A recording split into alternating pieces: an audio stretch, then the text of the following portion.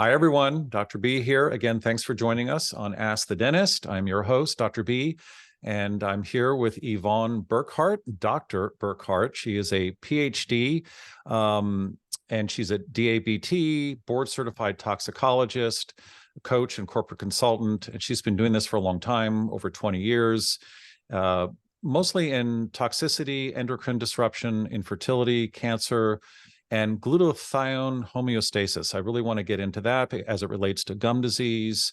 We're going to talk a little bit about surfactants. She is just has so much information to give out. I think I first heard you on Drew's podcast, my friend Drew, and I was riveted. I was in the car. Usually when I pull up somewhere, I'll just turn off the podcast and go into the store or into my home. And I just remember sitting there for an extra 20 minutes to finish that episode. So anyway, welcome to an oral health podcast. Who would have thought, right? Right. Thank you so much for having me. I'm excited to be here. Tell me more about your PhD. I'm curious. What is a PhD in toxicology? Is that unique? Is it a very narrow field? And what is it encompass? I'm curious. My PhD is in environmental toxicology specifically, and we're concerned with the effects of environmental chemicals on human as well as environmental health. So looking at the ecosystem and how that affects human health. So we're all connected to not only our own health, but of course, the health of the environment and the ecosystem. So that's how I came to be a toxicologist. I spent many years doing basic research in the lab. So I did my PhD studying glutathione homeostasis, specifically in the ovary and testes and how it relates to our reproductive fitness, as well as infertility and how that affects cancer when we're exposed to environmental chemicals. So as you know, the environmental chemicals can have effects all over the body, but in particular, we were concerned with the rising incidence of infertility and reproductive cancers. So that's how we got into that field. It's a scary thing. Infertility is on the rise. Sperm counts are down.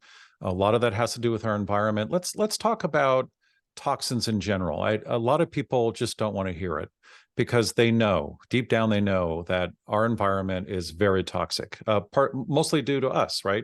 Corporations, lifestyle, choices that we make. When we buy things, we know it's not good for us. BPA, plastics, microplastics, those are a lot of endocrine disruptors right there. How do you you have kids, you have 2 kids, family, husband, and you've had some personal history, health issues as well, mostly you found out later due to toxins. How do you see the big picture? Is it really depressing? Is there something we can do? Is there hope? What do I want to wrap that up first, just so that we can move on and think, okay, there's something we can do here. What are the solutions in general? Well, I know it can seem hopeless at first, especially if you've never heard about environmental toxins or even thought about this concept. And I totally understand because I was once there myself, but there's absolutely hope. And I am proof. I'm an N of 1 for my own study, but I am proof that a low-tox lifestyle and avoiding toxic chemicals and supporting our cellular detox pathways works in restoring our health and restoring our vitality, reproductive function, which is what I struggled with. So many other health conditions, as you mentioned, are related to environmental chemicals. And even cancer is up to 90% rooted in environmental causes, meaning it's 90% preventable because we can control what we're exposed to, especially at home. So there's absolutely hope. And I don't want people to feel defeated or overwhelmed or lost. And it's understandable if you do at first, but just remember that there is a way around it and it does actually work. And the good news is that the body is able to withstand a lot of this. We are pretty complex human beings. We can take a certain amount of it. There's a threshold. I want to talk a little bit more about that. It is depressing if you dive too deep into it. What in general, I know this is a really difficult question, but it's a question I ask myself a lot, mostly in the oral health realm, when it comes to fluorides, surfactants, other things that we put in our mouth that our mouth is exposed to. What percentage of those toxins can you do something about? And what percentage, and again, I guess this would be something like air pollution. You can't be indoors all day in a filtered room. What percentage is workable where you can prevent things? I mean, if you're educated and well-informed, obviously that's a lot of work, especially with a family. And what percentage, there's nothing we can do about it. There's some forever chemicals that would take us several generations to get rid of. What's the ratio there? I would say in general, no one has actually quantified this, but in general, if we just think about how much time we spend in a particular place, if you're at home most of the time, then you can control almost entirely what you're exposed to at home, almost entirely. Right, good. From your air quality to the foods you drink, the air or air you're breathing, the water you drink, so on and so forth, and the products that you're using, the furniture, to a certain degree. You can control a vast majority. I would say it's upwards of 80%. But if you're out and about in the world, you can't control what's going on outside of your home or at work, for example. If you are at work, just do your best, bring your own water, try to eat healthy, get fresh air as much as you can. If you can get a portable air purifier, these are things that I would have done if I was still working in the office, and I know would have benefited me when I was in that type of environment. But just being mindful and aware, we can control, I would probably say on average, 70 to 80%. Good. Just on a daily basis. That's good to hear, because I've been micromanaging my environment from very early days, probably, I would say, late teen years, based on what I was reading. Then I had a family. I was micromanaging their exposure to everything. My wife was completely on board. Supplements, there's the management of the toxin, and then there's managing the response to the toxin and optimizing your response with supplements and health and exercise and minimizing the exposure. But it is a lot to juggle. And, most of us are working hard. We've got one or two jobs, single parents, maybe kids, family, mortgage. It's hard to add, and then financial knowledge and management. It's hard to do all of this. I mean, the days of being a Renaissance man or woman, I mean, that's done. I mean, those days are over, because we have so much information. Do you think worrying about it too much has an effect on our health? Absolutely. When we worry, then we're increasing our stress response, cortisol release, and you're disrupting your hormonal homeostasis just in worrying and ruminating and thinking about things that can't necessarily control. So I think focusing and taking one step at a time, day by day, and just really, if you've got kids, then focus on protecting them first, since they've got so much longer to live than the rest of us, and they can't detoxify the way adults can. So being mindful about your kids first, I think, can take a lot of the burden off, especially if you're feeling overwhelmed by just daily life. The stress response is not going to help you. Yeah. What are the toxins you're most worried about? If you were to pick your top 5, or I don't want to limit you to 5, maybe top 3, top 10, and the ones that you really are actively avoiding and working on keeping out of sight, out of harm, what are the top toxins that you would tell people this is something you should worry about and deal with? Well, I would just say in general that they are endocrine disruptors. So out of the endocrine disruption category, PFAS would be at the top, simply because we cannot degrade them easily. Once they're in your body, they're kind of sticking around for a long time. They're extremely stable and persistent. So that would be number one. Second one would be phthalates, simply because of how prevalent they are. They are in almost every product out there, fragrances, plastic food packaging. We're exposed continuously. And so even if that one is not as persistent, just the simple fact that we're exposed continuously is a concern. And the third would be heavy metals.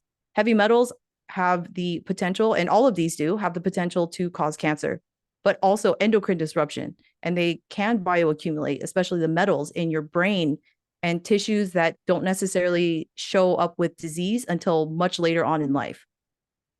But now children, unfortunately, young children are having elevated levels of heavy metals because of baby foods, because of farming practices, which is extremely unfortunate. But just being aware of them and supporting your child as much as you can really help prevent this.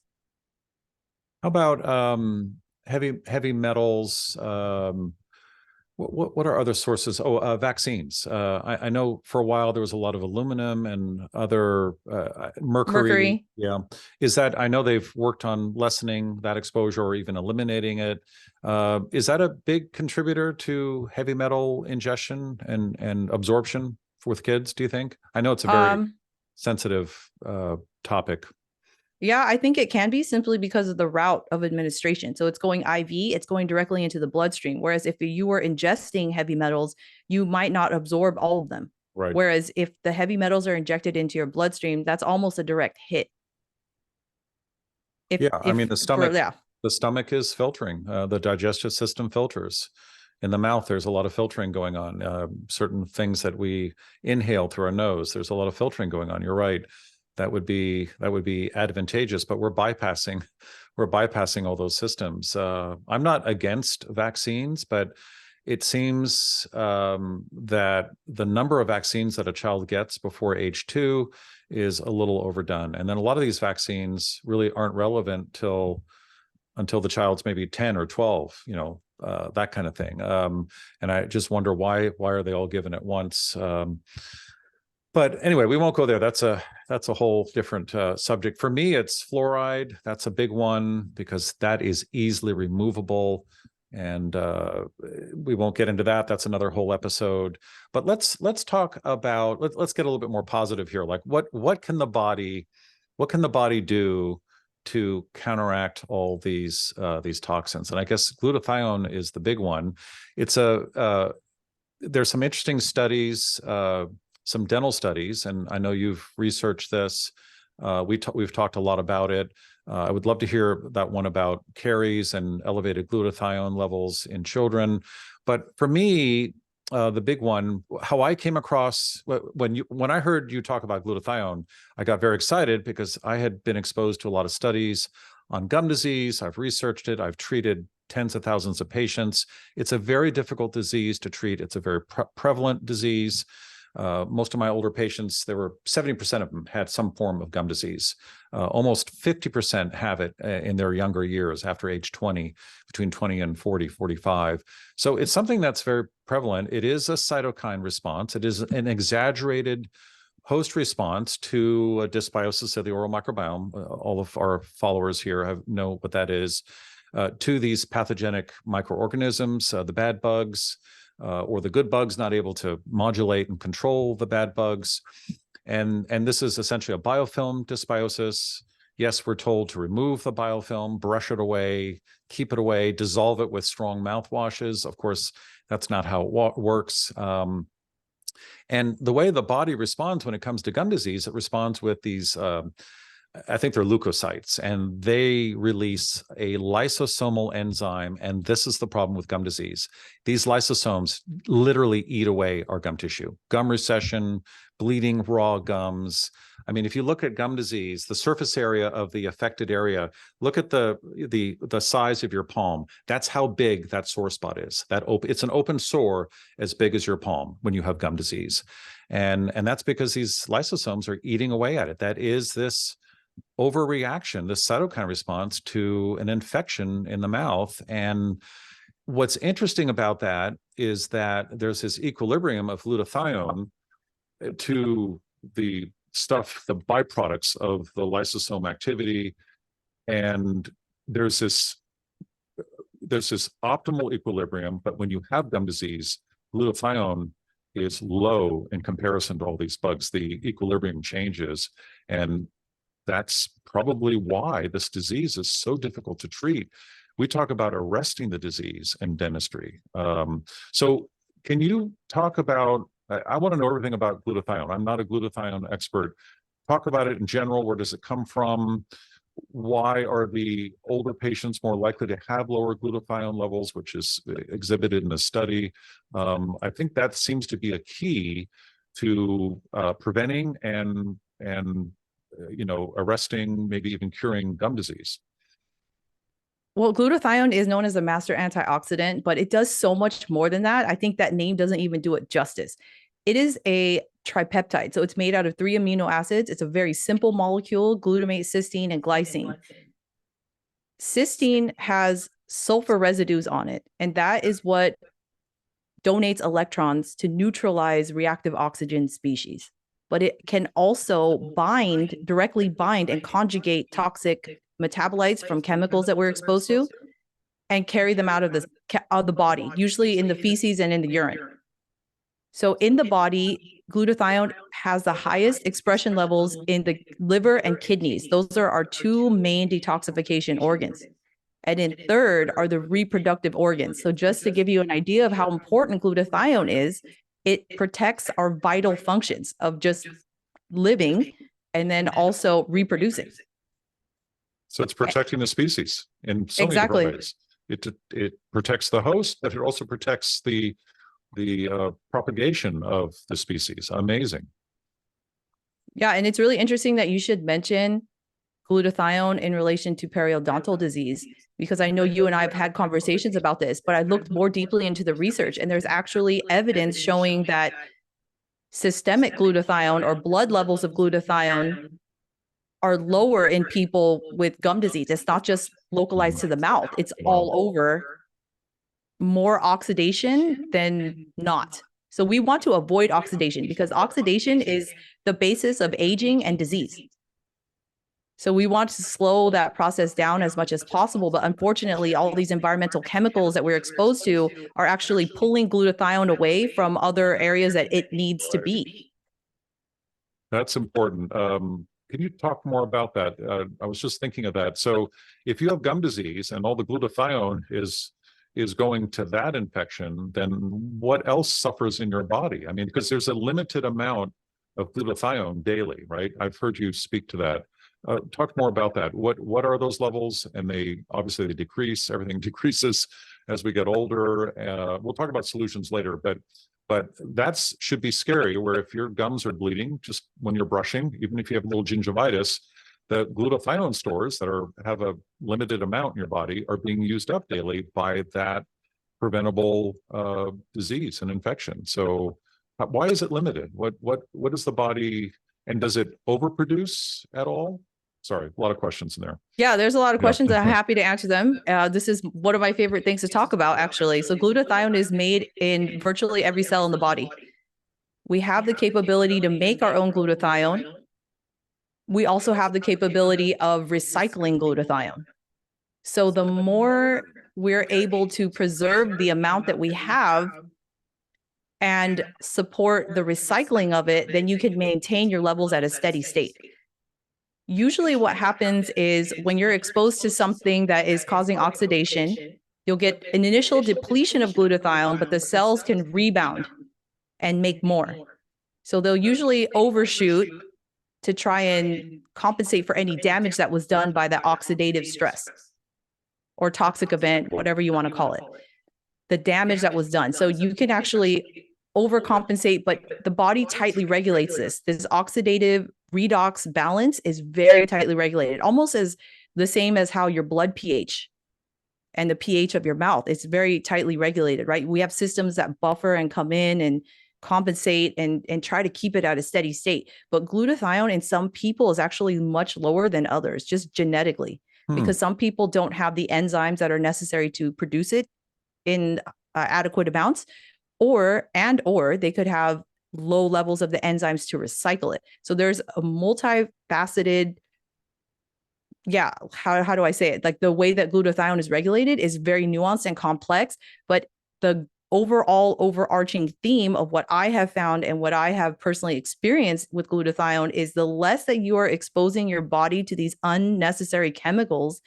your body is able to just maintain that level of balance. So you're not going up and down and then trying to fix damage that was done. If you can just prevent the damage from happening in the first place, then you're much better off.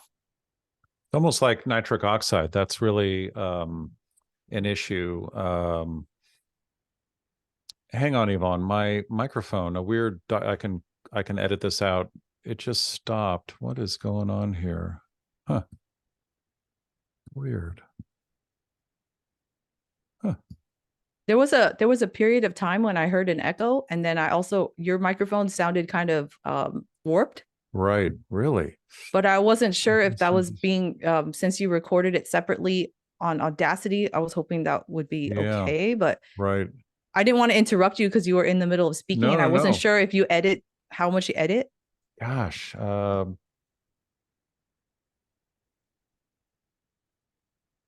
Audacity just kind of gave out. So we'll just stick with the audio. You can still hear me, right?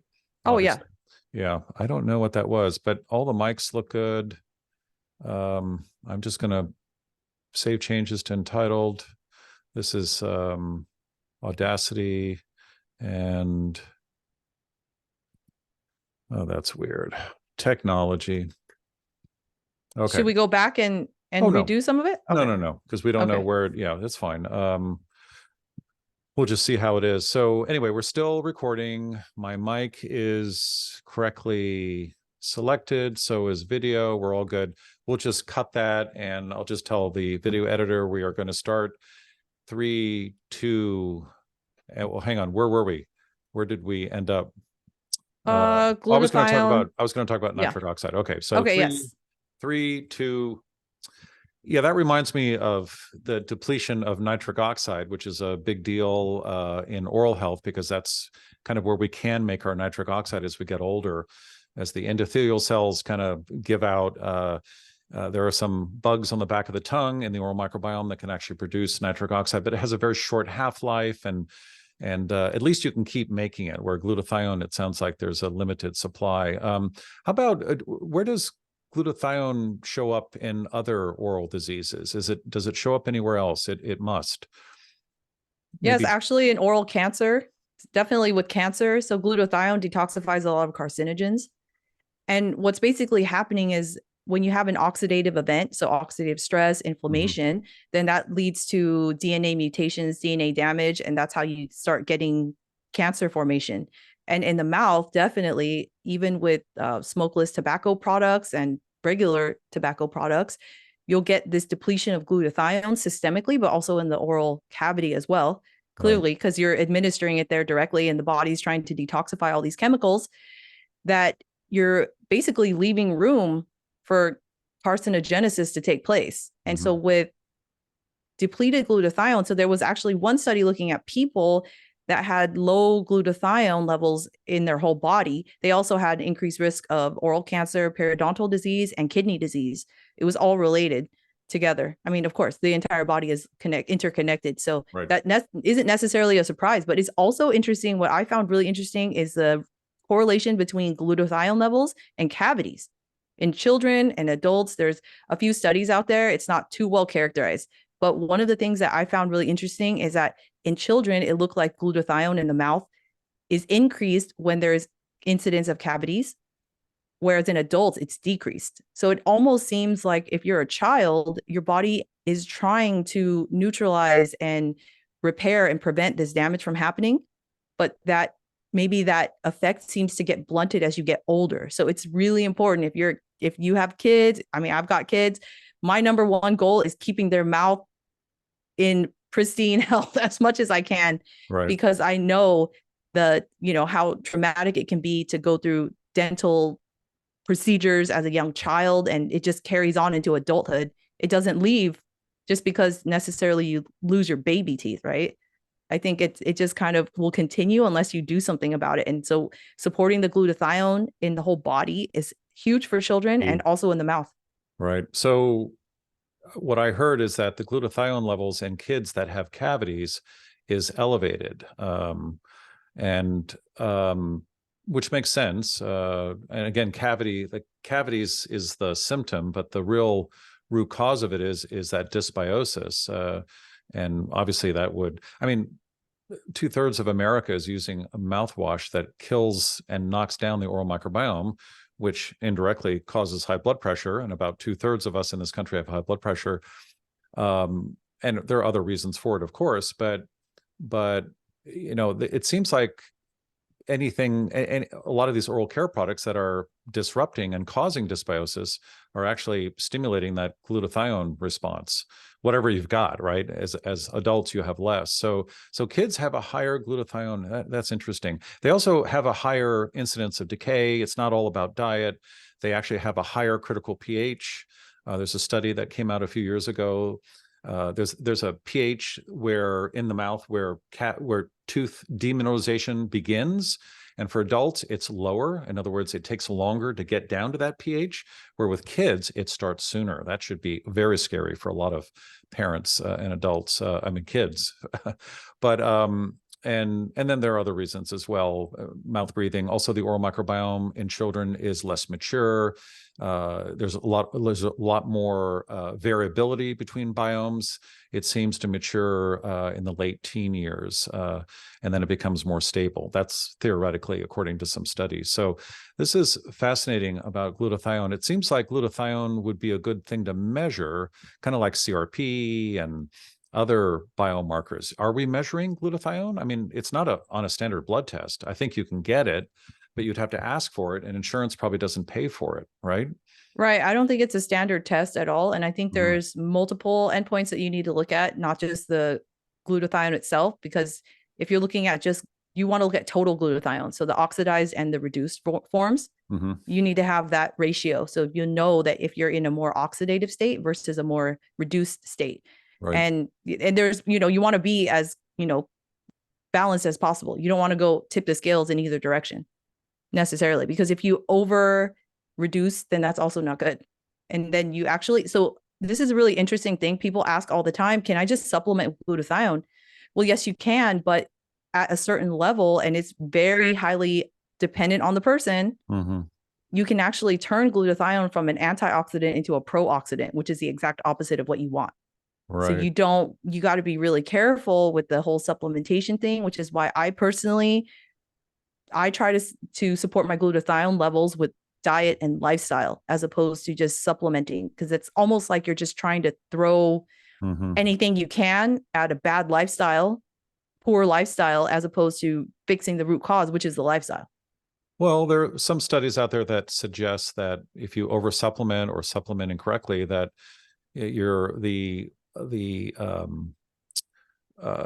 ability for a cancer cell to multiply is increased. That could be related to that pro-glutathione. Talk more about that. So how are people supplementing for glutathione? What are the forms and supplements that they're taking? And how does that make not too much? It sounds like it's not too much glutathione, because there's a limit to that, but it's the type of glutathione. To talk about that as well.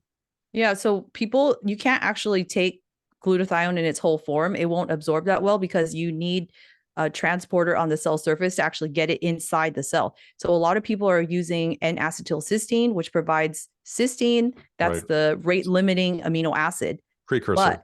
Right, it's the precursor, right. But that's assuming that you've got the enzymes necessary to produce the glutathione. If you don't, then throwing NAC isn't really going to help you.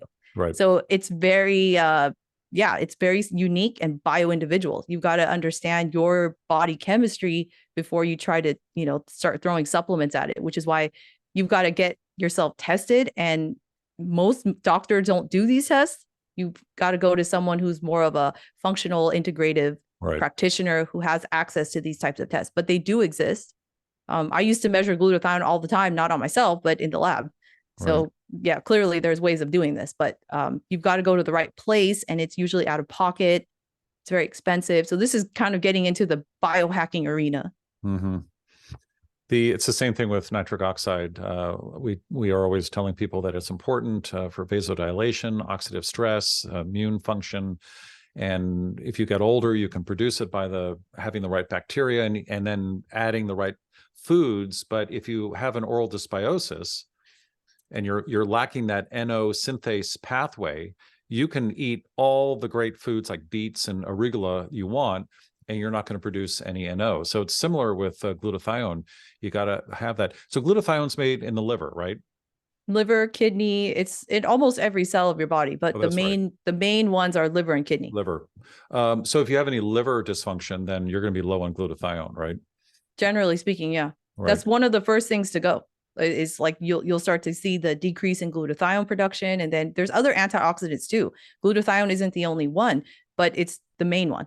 Right. Yeah. Deep sleep is very, very important for liver repair. So a lot of people that are staying up late at night, which is something I used to do, if you stay up till 1 or 2 a.m. and then think you're going to pack in quality sleep before the alarm goes off at 7 a.m., you're wrong, because the liver turns itself on itself to fix itself if you're in deep sleep around midnight to 1:30 a.m. That's based on a normal schedule. And so if you are going to bed late, your liver is not being refurbished and replenished and detoxified. Again, the liver spends all day long detoxifying your body. It needs to detoxify itself.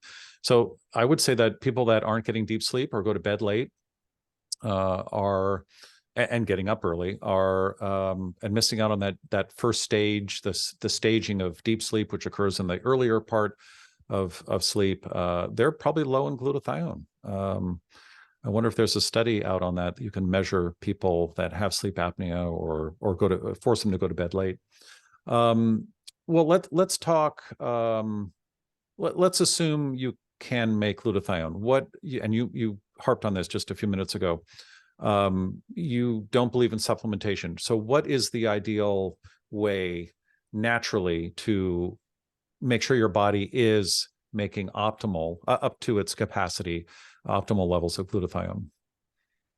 Definitely through the diet and lifestyle, right? As you mentioned, deep sleep, that's critical for just overall health, but diet, getting foods with adequate protein, amino acids like cysteine, sulfur, glycine, glutamate. We need all of those, right, to make glutathione. You can get those through broccoli sprouts that provide a lot of sulforaphane, broccoli, cauliflower, cruciferous vegetables, garlic, onions. You can also get it through green tea. So matcha is pretty great for increasing your glutathione levels, but also weight-bearing exercise, aerobic exercise. So exercise in general, you want to move your body, get that going, because actually when you exercise, there's an initial depletion in glutathione, and then you get this adaptive response where you'll increase your glutathione levels. It's so awesome, because if you ever feel better after you work out, I mean, there's so many reasons for this, but I would say glutathione is definitely part of it.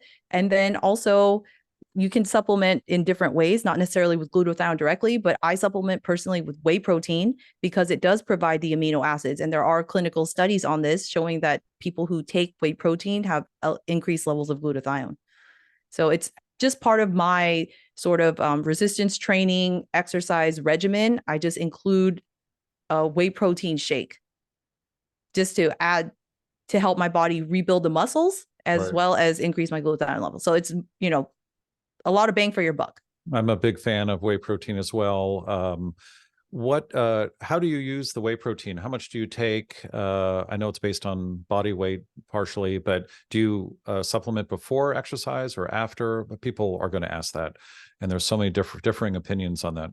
Yeah, I think you can do it before and after. I think key is to have adequate protein levels before and after you exercise. So having a protein-rich breakfast. Then if you work out after breakfast, then, which is what I do, I'll have breakfast, do my workout. Then when I come back from my workout, I'll have a protein shake. Right. So that's how I do it personally. That just is what works for me. But I think having just adequate protein in general, you need to have that in general. And I think a lot of people, like you said, just in general health, oral health, if you're eating too many, processed carbs and starches and things like that, you're not really supporting your body the way it needs to be, because glutathione, you absolutely need the protein because it's made out of amino acids. Right. No, I totally agree with you. I think unless you're suffering from sleep apnea and your ghrelin and leptin hormones are out of whack, which is related to lack of sleep, poor sleep, assuming that's all good, I think when you get that hunger sensation or pain, I think it's protein related. I think your body is telling you need more protein. And I think you should always give in to that no matter what. I don't care how many calories there are in the clean protein you're ingesting, you should give in and get the protein on board and make sure that the body is getting what it needs. Now, obviously that doesn't apply to carbs. And that's why I have that caveat in there. Most people that are very tired are looking for a quick source of energy, and that would be bread and crackers and things like that. So, so that's good to know. And you don't recommend supplementation, even as you get older. You think if you're getting enough protein and you're really working on that, and that means if you weigh 100 pounds, probably 100 pounds of 100 grams of protein, right? That's a lot for people. People, when they're told to do that, they find it very challenging. Whey protein can help with that because it's in a scoop and you add it to water and it's quick. So you don't recommend supplementation at any age for precursors. That's not necessarily the case. I wouldn't say that I don't recommend it. It's just that I wouldn't go there as a first line of defense. Okay. So first line of defense, try to avoid the toxins that are depleting your glutathione in the first place. And then, of course, right alongside it, support your glutathione through your diet and lifestyle. And then if you're still having issues and you're still struggling, you should work with your healthcare professional to find out what the root causes could be. And then you might want to supplement after that. But it's really case by case. I wouldn't necessarily say I don't recommend it at all. So for example, if I'm doing some infrared sauna therapy, then I will take glutathione because I know that this type of therapy is releasing toxins that are stored in my body. So I want the glutathione there to bind it and take it out.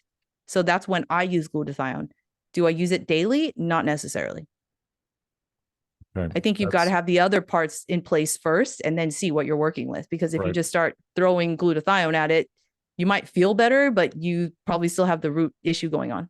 Could be a placebo effect as well. Right. That's great advice, and I agree. If you can do it naturally, that's worth the effort. And supplementation is not imperfect and complicated, and a lot of supplements will interact with each other. And if you're very sick and you're supplementing, I would recommend that you get a functional provider that measures all of that. I like buying from Pure Encapsulations for that reason. They have on their site an interaction kind of AI program. You plug in all your medications that you're taking and your supplements, and it'll pick out things that you shouldn't be taking, or at least the strengths, and modify that. So that's a very important caveat to supplementation. So that was fascinating. I think in summary, if you have gum disease, you should really not worry. Let's take that out of the lexicon. You should be concerned about and managing and making sure that your glutathione levels are such that you can reverse this cytokine response, this exaggerated response. It's almost an autoimmune kind of disease, and it's very prevalent. Unfortunately, it's one of the most prevalent diseases. Well, cavities is the most common disease on the planet, and then gum disease is a close second or third. And then, of course, there are all the comorbidities and other diseases that compound oral health, and oral health in turn compounds them: heart disease, diabetes, diabesity, all of that. So let's finish up by talking about one of my favorite ingredients that I like really criticizing, that is in toothpaste, but it's also in shampoo and conditioner and other products, surfactants and emulsifiers. So what is the difference between a surfactant and an emulsifier, and why are companies using them in all of our healthcare, beauty products, health products? Toothpaste is under that umbrella. It is considered to be a cosmetic product. Shouldn't be, but why are they using it? What's the difference between the two? So an emulsifier is something that helps water and oil mix. And a surfactant is something that will bind and remove fats and lipid-based, how would I say, molecules, debris, dirt, things like that. So surfactants can actually break those up and remove them, which is why people associate them with cleaning. Soaps. That's right, how soaps exactly. work. Yep. Right. Yeah. Saponification. Yep. Right. But much different than a traditional soap. Yes, much stronger. Detergent, like, they can break things up, break things down, and actually cause a lot of damage depending on the type that you're using. So typical soap like saponified oils, let's say, in a traditional soap that was made from something highly basic, like a lye with an oil, then that creates a soap molecule that is not going to be as harsh as something that is synthetically created, a synthetic detergent surfactant like sodium lauryl sulfate, which can really denature proteins. And that's one of the issues that we have with these types of detergents and surfactants in oral care, skin care, shampoo products, is that they can cause, or they do cause, barrier dysfunction on the skin and also in the mouth. So they can destroy gum tissue because they're breaking the cells apart. They're also destroying the skin because over time, if you keep disrupting the barrier function of the skin, that's how you get allergic reactions, eczema, rosacea, and all these other types of skin conditions. But again, that's just one factor because that's just the external side of it. The internal side of it is if you're having a poor diet, then that's going to affect your oral health, right? And then if you've got high levels of oxidation in your body, inflammation, then that's also playing into it. If you've got gut dysbiosis, it's all connected. But just from the external side anyway, these synthetic detergents and surfactants are extremely harsh. We use them in the lab to denature proteins. That was the whole purpose of using them. So when I think about seeing a product that has sodium dodecyl sulfate, SDS, in a skincare product, I think to myself, I have no idea how this would feel. I would imagine that would be very painful to put on your skin over time. You're just breaking your skin. Yeah. Well, it dries you out in the mouth. I mean, I've been harping on this for decades. It's just doesn't make sense that you would put something, and the oral mucosa is one cell thick. It's much more fragile than the epidermis. Although you talked about all those things you can get from using shampoos on the skin, it happens in the mouth. We call them canker sores, and they're painful. And so my understanding, based on the research I've done, is that these chemicals are, for example, in toothpaste, but also in any of these liquid products, so that to help make it, congeal and mix properly, quickly, and stay mixed. And so they can make it in very large batches. I mean, there's no reason they would add this unless you were a snake oil salesman and you had your covered wagon, and it was the late 1800s, and you were literally selling soap from lye and naturally made soap, because soap was considered to be this wonderful invention. It made us all clean and smell good. Why would corporations today be using this? Is it more just about manufacturing and efficiency and cost and profit? It's all of those. And also because consumers have now become accustomed to foam and associating foam with cleanliness when the two are totally separate. They can actually use foaming boosters in there. So they'll use things like EDTA that chelate different metals or whatever in the water, in the formula, that can actually boost the foaming effectiveness of that SLS. And it's just really a sensory effect. I think people associate that with feeling clean, that squeaky clean feeling. You don't want that in your teeth. No, you don't. Or anywhere, really. Yeah. You're stripping the natural oils. You're stripping the protective layers. As you are on your skin and hair. Exactly. And amazing. It's just, I just don't know how we got there. I mean, it's just, and how ingrained it has become. As you said, we all expect this, and we need the bubbliness and the burning sensation and the modality of disinfecting. I mean, it just doesn't make sense. And yet we continue making this stuff. The good news is that there are alternatives in the toothpaste market that are changing that. But a lot of them, I would say the majority of toothpaste still have these emulsifiers and surfactants. Even the toothpaste that I recommend, because they have no fluoride and they have hydroxyapatite in it, they still have surfactants. And these surfactants are naturally derived from coconut. But isn't a surfactant? I mean, it is. So there's varying degrees. It's doing the same action, but some are considered more quote unquote gentle than others. Yes, right. But it's still having the same effect. And is that a desired effect? Is it a necessary effect? That's still questionable. Right. And again, it's easier to make toothpaste with these things. I know I have formulated or have had toothpaste formulated just because I was curious And if I could take out all these products, what would it look like? And it's very difficult. Toothpaste is a necessary evil. If you want toothpaste, which we're all used to having, and we consider to be necessary twice daily, and I'm speaking of the profession as well, then we are trying to put minerals in there and sustain it or suspend it in solution, so that when it comes out, it's a nice paste. And of course, there's some abrasion there, so we can polish down the teeth. And obviously, most toothpaste, especially if it's a whitening toothpaste, has way too much abrasivity in it, even though it's ADA accepted.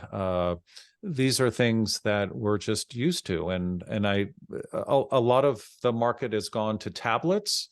It's the untoothpaste, because they took out all the fluid and all that, but then the uptake of minerals is not optimal. So a paste is still a good idea, but it is possible to make a toothpaste with a good remineralizing agent. You don't need the essential oils; those are also bactericidal. Also, you need the emulsifiers to keep the oils in suspension. So you're pulling in that. You can make a great toothpaste. A toothpaste should be reverse engineered saliva. That would be the ideal toothpaste. So it would be a little runny. It would hold and contain in suspension certain apatite crystals made out of calcium carbonate, phosphorus, even boron, things like that. And then as soon as there's some evaporation, or if there's an ionic change, like a electrical differential, as the pH changes in the mouth, these ions, these minerals get bonded to the tooth surface. That's all toothpaste should be. But it's become more than that. It has become a multi-billion-dollar industry with colors and stripes and artificial coloring and microbeads. We talked about the microbeads. They added little microbeads to make it look sparkly. Those microbeads we were finding in the crevicular fluid. That's the fluid in between the gum, the deep gum pockets. We were only able to see that with magnification, with surgical loops, and California outlawed that pretty quickly because it's just purely cosmetic.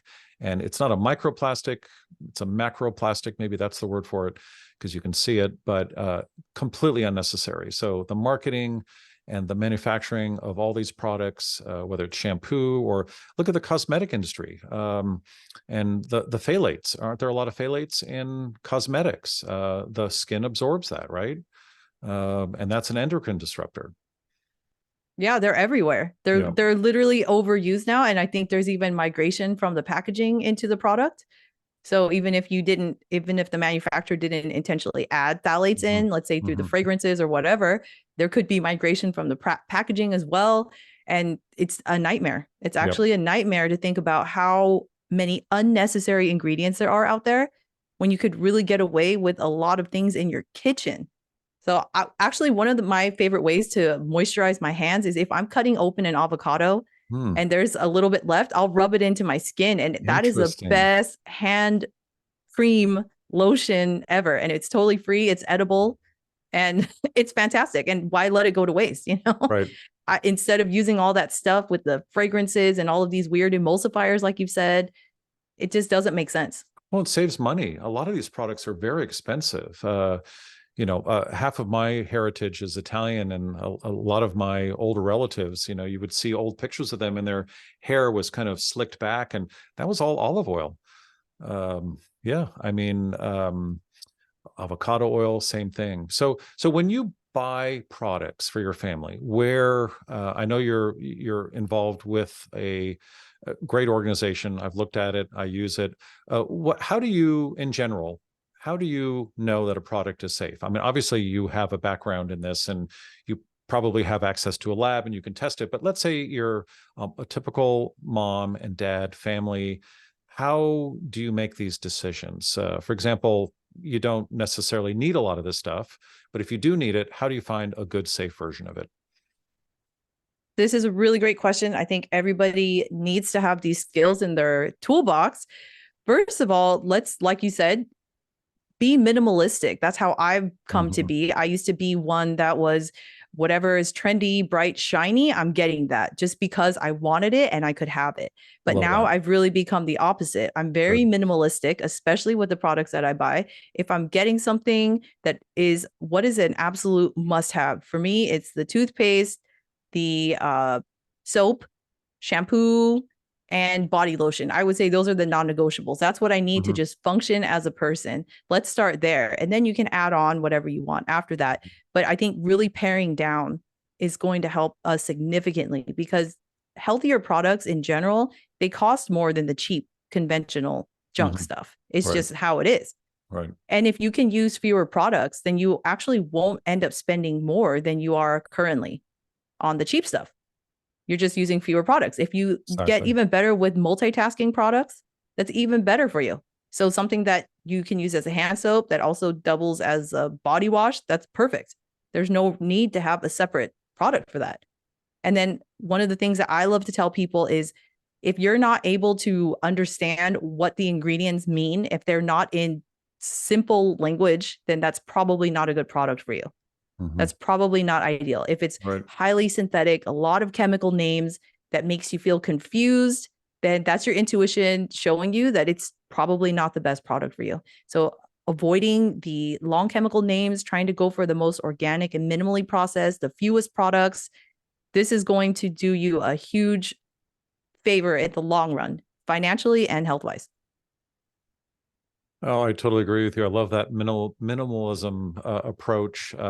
And most of the products that I'm buying, that my family is buying, we buy them online from a small company that is trying to make change. And and if I see the ingredients right up front, or I can actually see the tube and magnify the tube or the product, the transparency is very important. If there's anything you don't recognize in something, I would say look it up, ask someone, reach out to me. If it's toothpaste, I'm happy to on Instagram, happy to elucidate what that is and why it's there. If you have other influencers that you follow in different areas, reach out and get that information and buy from those companies. Yes, the prices are typically more, but you can use less. And also in the long run, it's safer because there's less chance of you getting sick or needing to go see a physician, and treat the symptomology and the ramifications of not being well. And of course, it's always better to stay away from that. In other words, be well so that you don't have to deal with that. So, what do you think of EWG or all these other, or Swell Score, or what are good resources for people that don't have a lot of time? Is it just research? Is it just looking at the boutique companies, knowing that typically on the shelves at Target and CVS that those are probably not good products? What's the quick and easy way to keep your family safe? Quick and easy, I would say it's not easy to necessarily, I would say the lowest hanging fruit is if you were to shop from a site where products are vetted. That's why I partnered with the Swell Score. I joined as a head toxicologist there because we really want to build out the category of beauty and personal care products, which a lot of people struggle with because of the high amounts of these chemical ingredients. It confuses people. They are obviously not healthy products either, but I'm not saying all chemicals are bad. What I'm saying is, when you shop from a site like that, we've done the heavy lifting for you. I've gone ahead and contacted all of these manufacturers. I've asked not only about the ingredients, that's the first checkpoint, is looking at the ingredients list, but asking about their ingredient sourcing, looking at the type of packaging they're using. What is their transparency? Are they providing any type of third-party testing reports? These are very important because over time, it's the companies that are doing more work up front to ensure the safety and purity of their products.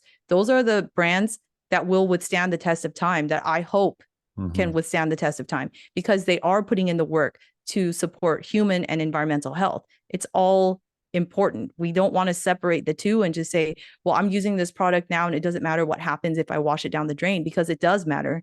Over time, if you think about billions of people around the world doing the same thing, this is how we end up with polluted waterways and polluted air and so on. So if we can just start there, that's a huge resource. And that's the reason that I'm so passionate about this, is because the companies that are doing this work, deserve to be in the forefront and they should be supported because they are the ones that are actually helping us, not the multinationals, not the huge billion-dollar corporations that are just selling you, junk, which is mostly water. And so they have to add all these chemicals and emulsifiers because it's mostly water in order to make a product even seem like it's working. But you're paying for water. So if you pay for healthier products, minimally processed, more organic, they're usually more potent. So I found that when I switched to healthier shampoo, I use less. Even though I wash my hair just the same frequency, I use less because you don't need that much. And so that's also a really great way to reduce your environmental impact and footprint. I've seen that as well. It's a good point. So in summary, I think it's easy to vilify the corporations and blame them. And I've been on that bandwagon. I still am in some regards, but I think it really boils down to our personal choices. Every person out there, the only way we're going to see change is by knowing what is the better product for the environment, for manufacturing methods, the effect on the environment, and also the effect on us. I mean, we are part of the environment, and we need to take care of ourselves and not expose ourselves. And then also be minimalist. Make sure that you actually need that product.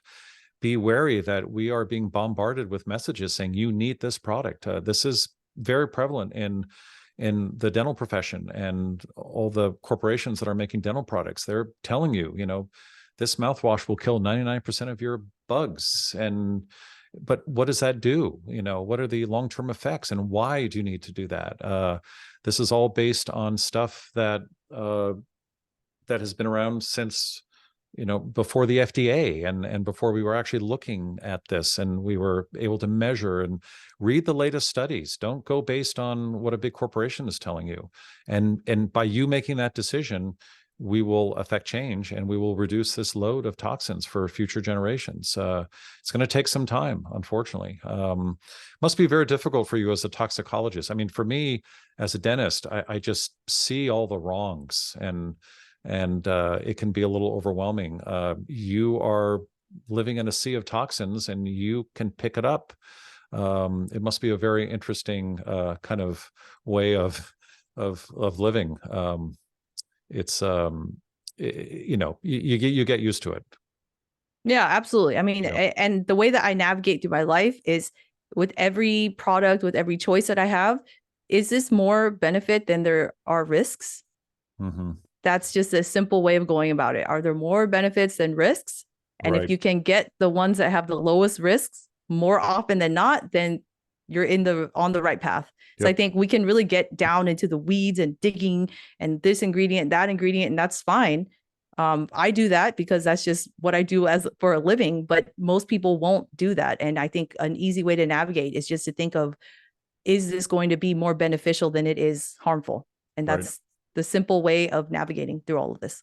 Absolutely. And one simple way for everyone that's listening and watching, if you really want to get good information, is to follow Dr. Yvonne Burkart on her Instagram feed. What is the handle for your Instagram feed? It's at Dr. Yvonne Burkart, just one word. I'll put that in the show notes. And then how about you have a website as well, right? I do. It's also DrYvonneBurkart.com. And I put on there the products that I use, my favorite ones that I share the most with my friends and my family. So I just made that publicly available to help people because I know that I educate a lot about the toxins and what to avoid, but I'm solutions oriented and I want to share the solutions that have helped me. And there are a lot of good solutions. I've been talking with you now for a few weeks and I've learned a lot from you, and I would recommend everyone take a look at your presence on the web. And this is my go-to always. People ask me, how do you do it? If it's not about oral health, which is what I do, I have my favorite influencers. They are teachers. They help me. And so I would reach out if you have questions about products.